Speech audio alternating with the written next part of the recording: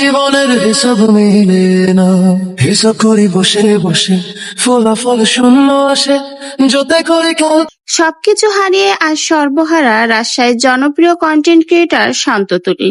একদিকে তাদের বড় মেয়ে আনিকার বিয়ে ভেঙে গেছে, অন্যদিকে তাদের সব চ্যানেলের মনিটাইজেশন চলে গেছে। এত বড় ধাক্কা মেনে নিতে পারছেন না শান্ত তুলি, তাই তো সবকিছু হারিয়ে একেবারে নিঃস্ব এবং ভেঙে পড়েছেন শান্ত ভাইয়া। কিছুদিন যাবতই সোশ্যাল মিডিয়াতে শান্ত ভাইয়ার বড় মেয়ে আনিকার বিয়ে নিয়ে কিন্তু বেশ তর্ক বিতর্ক চলেছে।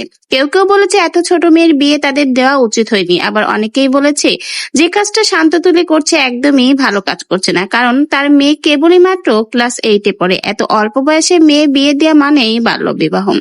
এই নিয়ে কিন্তু সোশ্যাল মিডিয়াতে নানা গুঞ্জন শুরু হয়। অবশেষে চাপের মুখে পড়ে শান্ত তুলি তার বড় মেয়ে আনিকার বিয়ে ভেঙে দেয়, কিন্তু গোপনে তাদের আংটি বদল অনুষ্ঠান হয়ে গেছে। তারপরেও কিন্তু সোশ্যাল মিডিয়াতে নানা রকমের টোল চলে শান্ত তুলিকে নিয়ে।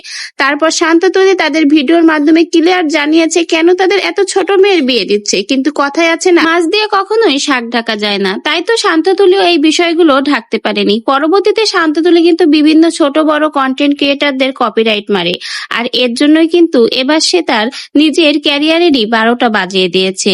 একদিকে সবার ভিডিও কপিরাইট মারতে মারতে এমন অবস্থা যে নিজের ক্যারিয়ারটাই এবার 12টা বাজিয়ে দিল। এভাবে চলতে থাকলে শেষমেশ নিজের পুরো লাইফটাই কিন্তু তারা নষ্ট করে